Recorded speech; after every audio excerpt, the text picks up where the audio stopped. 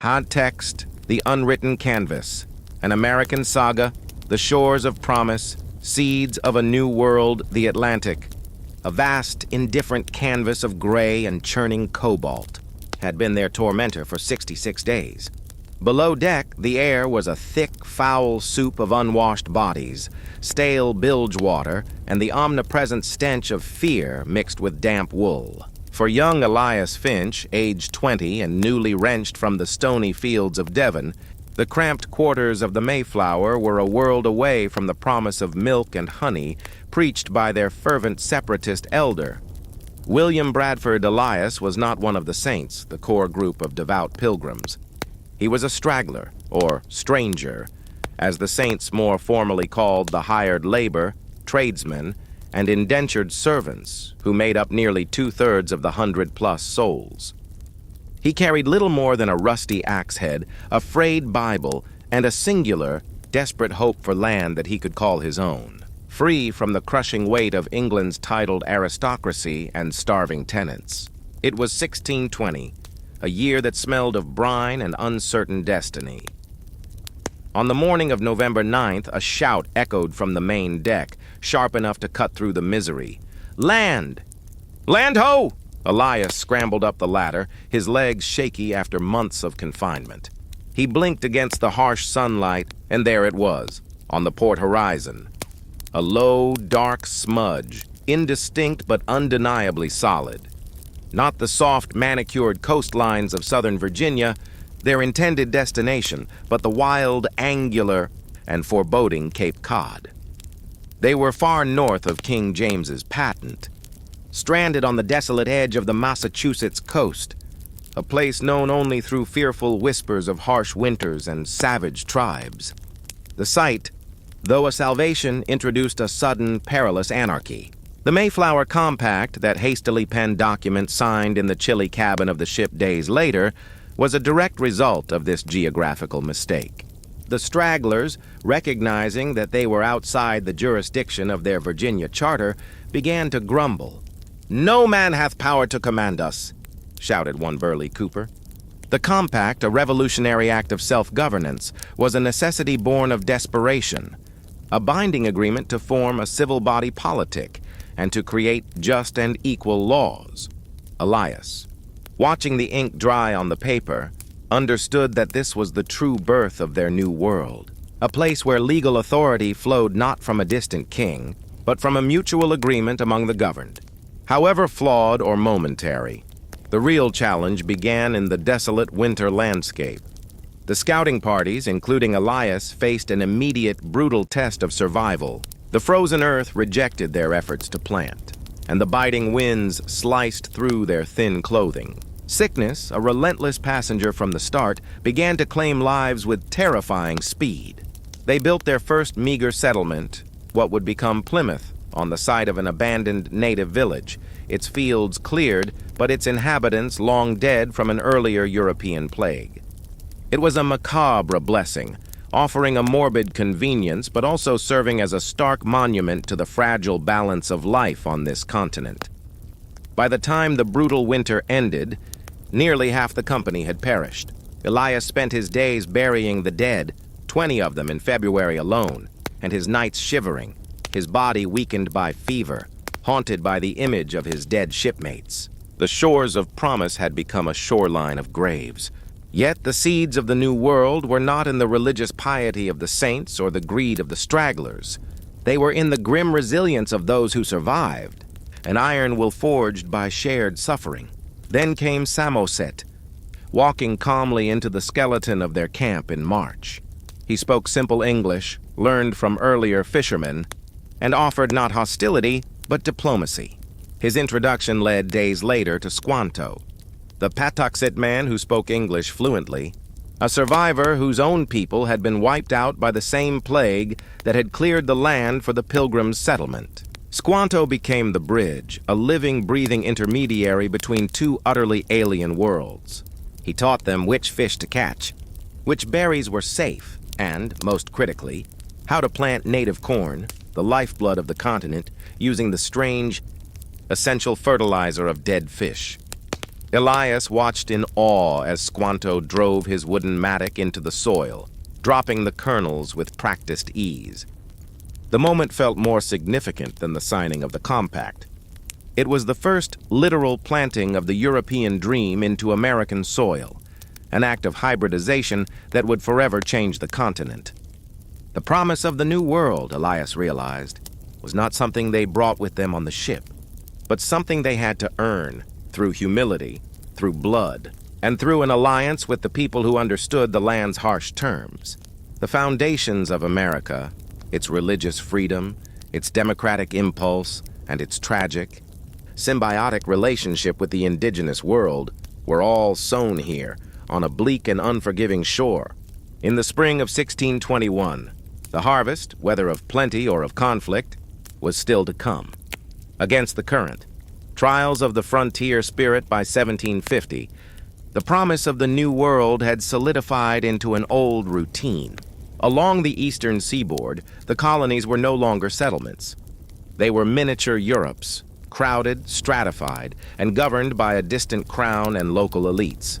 For Jedediah Crowe, born 3 generations after the Mayflower landed, the endless clamor of Boston's shipyards and the suffocating rigidity of its town meetings were currents he felt compelled to resist. The true New World, he believed, lay not by the sea, but in the silence of the western wilderness, past the established townships, beyond the king's decreed boundary, where the map faded into the green unknown. Jedediah's migration was not a flight of religious conviction, but a pursuit of free land and unfettered independence. He packed his wife, Alara, and 2 small children onto a single, heavy wagon, turning his back on the stratified society of New England. The journey itself was the first great trial. Unlike the coastal voyage of the Pilgrims, this was a battle against the land itself. There were no roads, only narrow, twisting deer paths widened by previous, equally audacious pioneers. Each day was a Sisyphean struggle, the wagon wheels sinking into bogs, the oxen straining up granite hills, the constant, maddening need to fell trees simply to move 10 yards forward. Alara carried the weight of the domestic burden, her spirit tested by the relentless solitude. She missed the easy gossip of neighbors, the sight of a familiar face. Here the only faces were the sun-scorched, strained ones of her family and the occasional shadow that moved at the periphery of the dense, ancient forest. She learned to load the heavy Pennsylvania rifle as quickly as she could bake bread, the shift in roles reflecting the brutal demands of their environment. The wilderness didn't care for gendered roles. It only demanded survival. They finally reached their destination, a clearing on the western slope of the Appalachians, near the headwaters of a river the local tribes called the Kiskiminatas.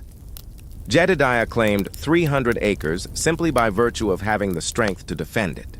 He drove his axe into the first great oak, marking the future site of their hearth, a symbolic severing from the communal life they had left behind. The building of the cabin was a masterclass in brute force perseverance. Each log was an enemy subdued, each notch a victory won with blistered hands and an aching back. The work was endless, a cycle of chopping, hauling, and lifting from sunup to sundown. They lived for weeks under a stretched canvas, perpetually damp and perpetually vigilant.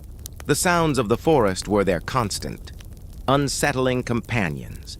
The scream of a panther, the howl of a wolf pack, and the rustle that might be a bear, or perhaps something else. The something else was the true, silent current they were fighting, the existing Native American claims. The frontier was not empty, it was merely unconquered. Their small patch of cultivated ground was carved out of a vast, complex web of hunting grounds and ancestral claims. One sweltering afternoon, while Jedediah was clear-cutting a small section of oak to expand his field, he looked up to see 3 Lenape hunters standing at the edge of the woods. They wore buckskin and carried bows. Their expressions were not hostile, but cold, a silent judgment on the white man's aggressive intrusion.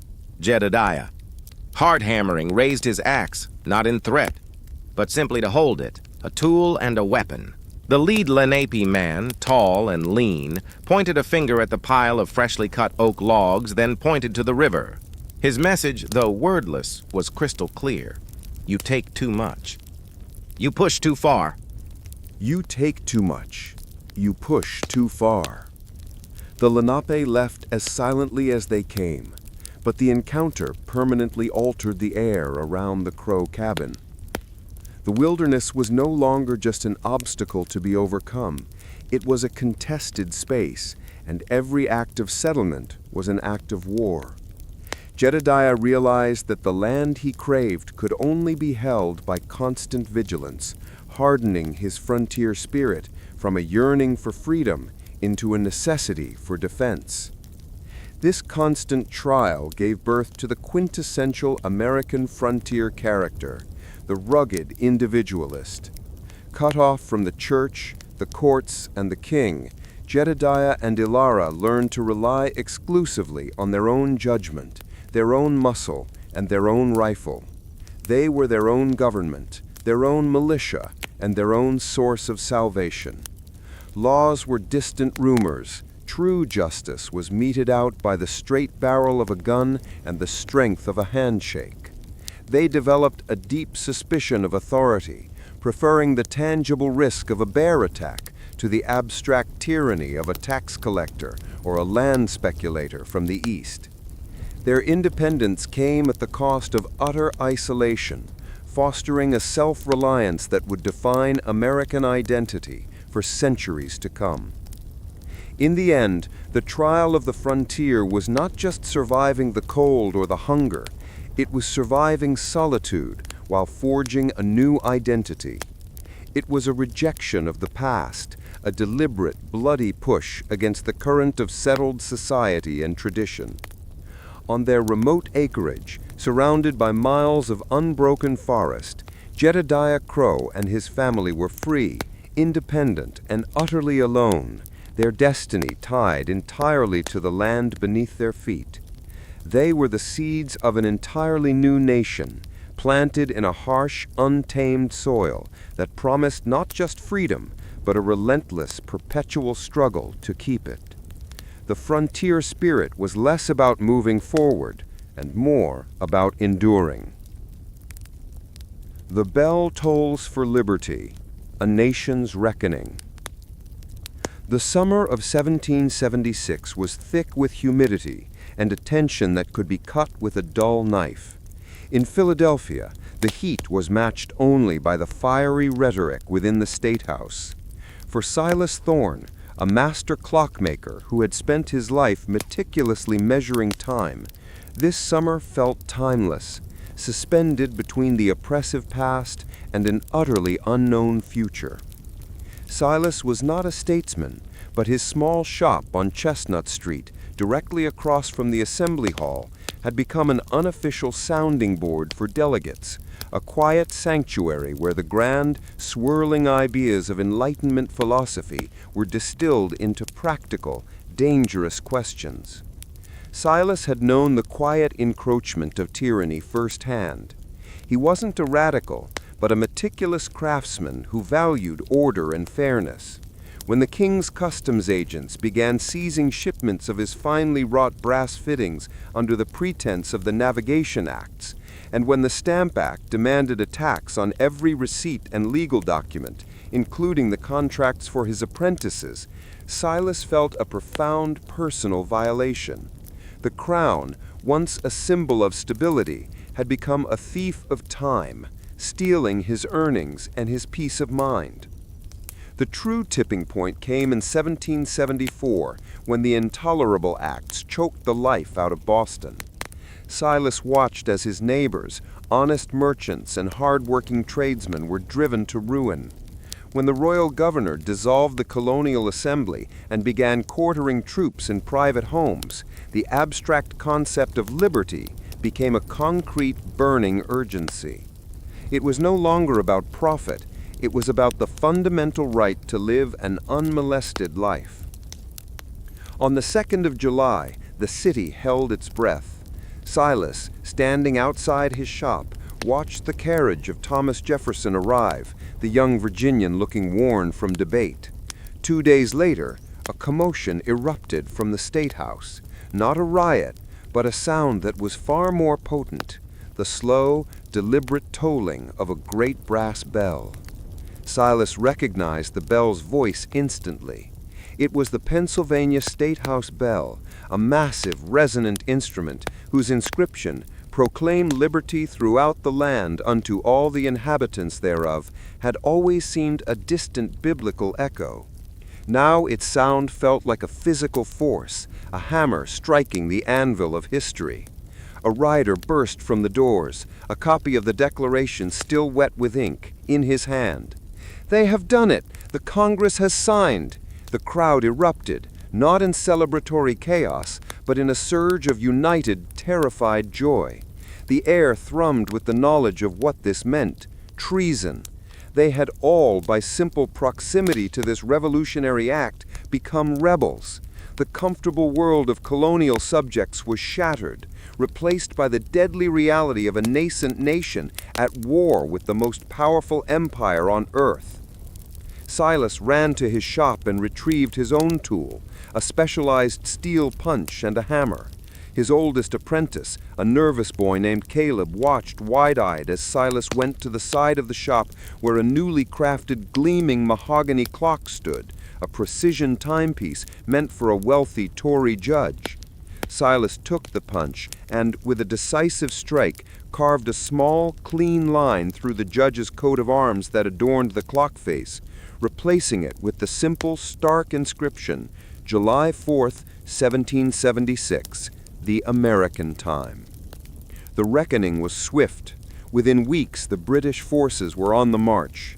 The initial euphoria gave way to the grim realities of organizing a war with no treasury, no standing army, and no true central authority. Silas, too old to march, turned his workshop into an arsenal, retooling his precision instruments to repair muskets and mold bullets. The delicate hands that once shaped tiny clock gears now handled cold steel and gunpowder. The transition reflected the transformation of the entire nation, from philosophical debate to the brutal pragmatism of survival.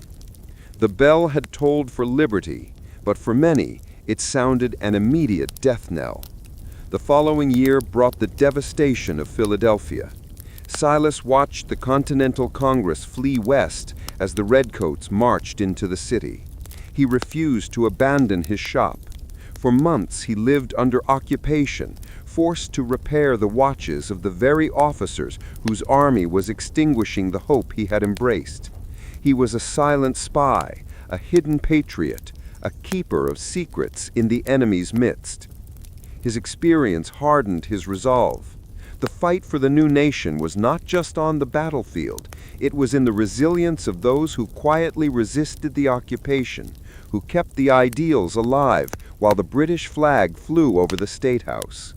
It was a time that exposed the best and worst of the American soul, the selfless sacrifice of soldiers freezing at Valley Forge, and the petty opportunism of Tories who profited from the conflict. When the British finally evacuated Philadelphia, the bell rang once more, not with the clean, deliberate toll of the Declaration, but with a wild, joyous, almost unbelievable sound of victory. Silas stood on Chestnut Street, tears mixing with the grime on his face, listening to the chime. The nation had been reckoned, measured against the forces of tyranny, and though battered, it had survived its first great trial. The American time had begun. Divided earth, common sky, echoes of conflict. The year is 1861. The sun beat down on the fertile, blood-soaked soil of the United States, but the air felt perpetually cold, saturated with the bitter enmity that had finally fractured the nation. The dividing line was not a river or a mountain range, but the question of human bondage, splitting a common people into two warring ideologies. In the rolling farmland of northern Virginia, near a small, inconsequential stream called Bull Run, lived Elijah Vance and his family. Elijah was a man caught in the terrifying vortex of a war he never wanted. He was not a slave owner. His meager farm was worked by his own hands, but he was a Virginian, steeped in the traditions and the fierce local loyalty of the South. When the state seceded, The call to arms felt less like a political choice and more like a visceral demand to protect his home from northern invaders. He reluctantly joined the Confederate Army, leaving behind his wife Clara and their 2 sons. Hundreds of miles north, in the bustling abolitionist city of Cincinnati, Ohio, Thomas Avery felt a corresponding but opposing surge of moral duty. Thomas, a young schoolteacher, viewed the Confederacy as a wicked historical aberration that had to be destroyed to fulfill the promises made in Philadelphia 85 years earlier.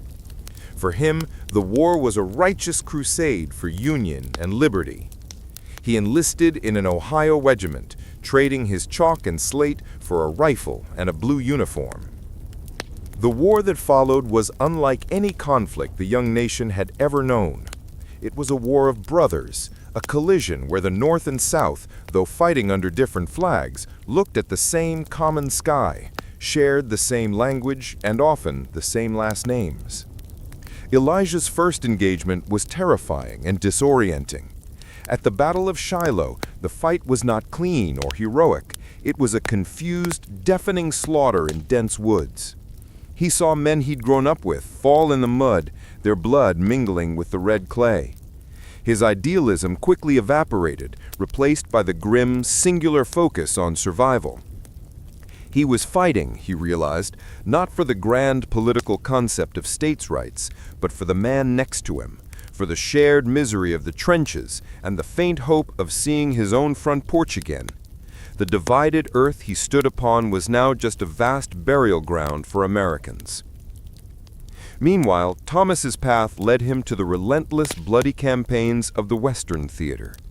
He marched, suffered from dysentery, and fought for the Union cause, all while witnessing the true horror of slavery as the Union armies pushed deeper into the South. He saw the desolate faces of freed slaves, now contraband, streaming into the Union lines, their desperation a living testament to the evil he was fighting to abolish. This reinforced his conviction.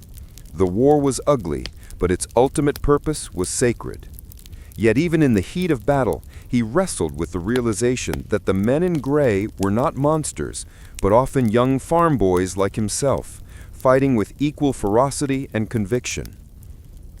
The moment that defined the conflict for both men occurred in the brutally cold winter after the Battle of Antietam. Elijah, nursing a shoulder wound, was posted as a picket guard on the banks of a quiet stream that served as the temporary dividing line between the 2 armies. The skirmishing had stopped for the night, leaving a heavy, exhausted silence. Across the creek, under the same common sky, blanketed by a dense fog, a Union soldier was posted. It was Thomas Avery. In the stillness, Thomas began to softly hum a tune, a familiar folk melody they both knew from childhood, about a lost traveler returning home. Elijah, leaning his head against a frosty oak, felt a sudden, profound pang of homesickness that transcended loyalty to the Confederacy. Cautiously, Elijah called out, his voice hoarse. "That's a good song, Yank. Where'd you learn it?" A brief, tense silence. Then Thomas replied, "My mother used to sing it. You're from Carolina?" "Virginia, near the Shenandoah. Do you ever think about what we're doing here?" Elijah asked, the question escaping him before he could pull it back. "Every waking hour," Thomas admitted. "Sometimes I think the politicians started this, but we're the ones who have to finish it, and I don't know how. It feels like we're tearing the whole sky down." For a few minutes, 2 enemies, separated by 50 yards of muddy water, shared a fragile moment of common humanity. They were men of the same nation, same culture, same dreams, now reduced to instruments of the other's destruction. The war, they both implicitly understood, was less about victory and more about the tragic reckoning of their shared past. The fragile peace of the moment was shattered by a shot fired from further down the line, a nervous, accidental trigger pull. The men instantly retreated into their opposing identities, the brief conversation forgotten in the renewed primal fear. Elijah raised his rifle, and Thomas ducked behind a low stone wall. The incident was a microcosm of the entire Civil War, a fleeting moment of unity crushed by the relentless organized violence of division. The earth was irrevocably split, scarred by cannon fire and graves. Yet above the smoke and the fury, the sky remained common, a silent, eternal witness to the terrible, necessary conflict that was forging a single, if deeply wounded, American nation. The echoes of conflict, the cost of liberty and union, would remain. The Iron Horse and the Golden Dream, Western expansion. The 1860s had ripped the American fabric apart, but the 1870s found the nation obsessed with stitching it back together with steel and steam. The Civil War was a painful memory. The future was a vision of limitless opportunity, and its engine was the transcontinental railroad. This was the age of the Iron Horse, a mechanical beast snorting smoke and ambition, galloping across the once unbreachable Great Plains towards the mythical promise of the Pacific. In Omaha, Nebraska, the eastern starting point of this colossal undertaking was Liam O'Connell. Liam was an Irish immigrant, a veteran of the Union Army who had traded the musket for a sledgehammer. He was one of the thousands of Gandhi dancers, the track layers, named for their rhythmic labor, who formed the backbone of the Union Pacific workforce. Their job was brutal, 12-hour days laying ties, spiking rails, and grading earth under a relentless sun, all fueled by cheap whiskey and the slim hope of a better life. For Liam, the railroad was more than a job. It was a physical manifestation of his golden dream. America had promised upward mobility, and the tracks, extending mile by dusty mile, seemed to be paving his way out of poverty. But the track was not laid without tremendous cost. Accidents were common, the foreman brutal, and the constant threat of attack from displaced Native American tribes, the Sioux and Cheyenne, who fought fiercely to defend their ancestral hunting grounds from this iron invasion, meant that every work gang doubled as a makeshift militia. The true antagonist in this story was the land itself. The Rocky Mountains loomed, impassable, massive, and mocking the arrogance of man. The Central Pacific Line, building eastward from Sacramento, relied on Chinese laborers, the Celestials, to conquer the Sierra Nevada. Ah Sing, a young man from Guangdong, was one of them. Unlike Liam, Ah Sing was driven not by an American dream of land ownership, but by a duty to send money back to his starving family in China. Ah Sing's work was the most perilous of all, clinging to cliff sides by rope baskets, chipping away at granite to blast tunnels through solid rock. He faced the bitter scorn of the white foreman and the mortal danger of unstable nitroglycerin. The Dunner Pass, infamous for the cannibalism of a previous group of pioneers, became the site of Ah Sing's silent, epic endurance. The irony was bitter. The Chinese, denied citizenship and basic respect, were performing the most critical labor in forging the nation's spine. Their resilience was not celebrated in the papers, it was simply exploited in the name of progress. The drive was relentless. Two companies, the Union Pacific and the Central Pacific, were racing toward each other, driven by massive government land grants awarded for every mile of track laid. This was the ultimate expression of the frontier spirit, not lonely cabin, but a corporate industrial siege against nature. The progress transformed the landscape almost instantly. Hell-on-wheels towns, lawless, transient settlements populated by gamblers, saloon keepers, and prostitutes sprang up at the end of the track, moving 100 miles at a time, leaving behind a trail of spent resources and broken lives. Liam, standing in the dusty crowd of laborers, felt a surge of pride, but also a deep sense of displacement. The great work was done. He had literally connected the continent. But the land he had dreamed of was rapidly being snatched up by speculators who arrived on the very trains he had helped build. His golden dream felt a little less golden, overshadowed by the realization that he was still a hired hand, not a landowner. For Ah Sing, the ceremony was distant. observed from the periphery. Within days, he and thousands of other Chinese laborers were laid off, discarded as suddenly as broken tools. The railroad was finished, and the nation turned its back on the workers who had made it possible, cementing their status as perpetual outsiders. The completed line, however, irrevocably changed America. It spelled the final, definitive end of the free-roaming indigenous way of life, and enabled the flood of settlers who would populate the West. The Iron Horse was the spearhead of manifest destiny, collapsing the time it took to cross the continent from 6 months to 6 days. The railroad didn't just carry people, it carried the American system, its commerce, its culture, and its conflicts into every corner of the vast westward expansion.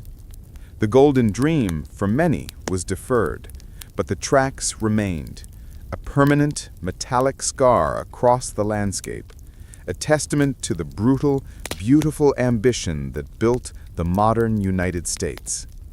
The early years of the 20th century dawned not with a sunrise, but with the clatter of machinery and the dense smog of industrial might.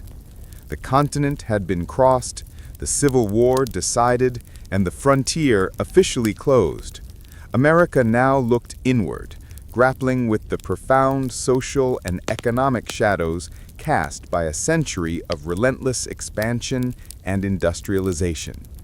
This was the era of Theodore Roosevelt and the Trust Busters, but for the common citizen, it was the age of the factory floor and the tenement slum, the crucible where the modern American soul was being forged.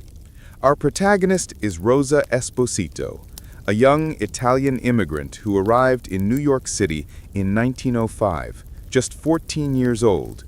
Rosa's golden dream was not in the West, but in the crowded, pulsating promise of the city, where she believed hard work would translate directly into prosperity. But the reality of Lower Manhattan was a crushing blow. She found work in a textile factory, a poorly lit, dangerous sweatshop where the long hours and meager pay were compounded by the ever-present threat of injury. Rosa's life was defined by the relentless pace of the machine age. The factory was a symbol of the nation's growth, but also of its profound inequality. She labored alongside recent Jewish, Irish, and Polish immigrants, united not by language, but by shared exhaustion. The industrial system had stripped them of their individual identities, reducing them to cogs in a colossal, uncaring economic engine. The century's shadow was the realization that the liberty fought for in the Revolution meant little when one was enslaved to the wage. The turning point came in 1911 with the Triangle Shirtwaist Factory fire. Rosa was working just blocks away that fateful afternoon. She heard the distant, desperate screams and saw the thick black smoke bloom against the spring sky. Later, she stood among the horrified onlookers as bodies were retrieved, mostly young women like her, trapped by locked doors and faulty fire escapes. The tragedy was not an accident. It was a brutal public reckoning of the cost of industrial greed. The fire ignited a firestorm of its own. It forced the nation to look beyond its mythology of individual success and acknowledge the collective failure of its social contract. For Rosa, it transformed her quiet, personal endurance into a fierce public activism.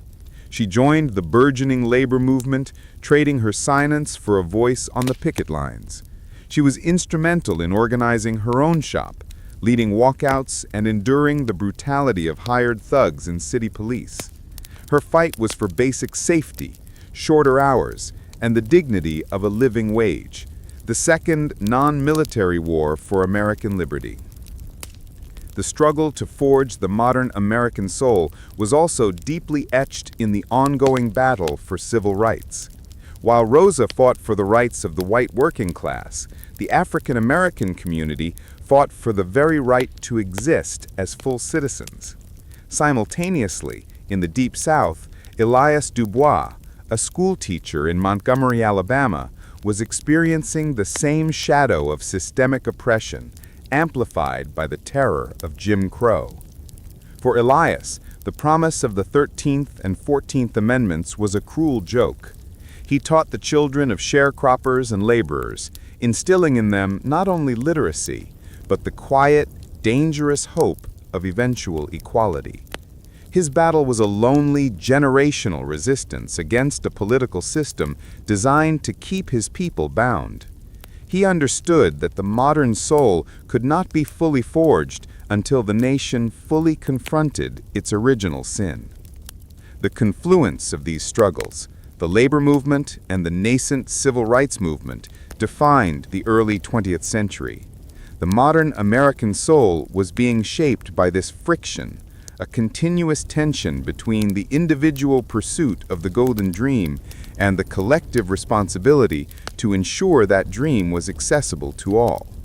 The Progressive Era and the subsequent New Deal were direct responses to the shadows of the previous century, attempting to regulate the excesses of the Iron Horse and extend the umbrella of government protection to the vulnerable.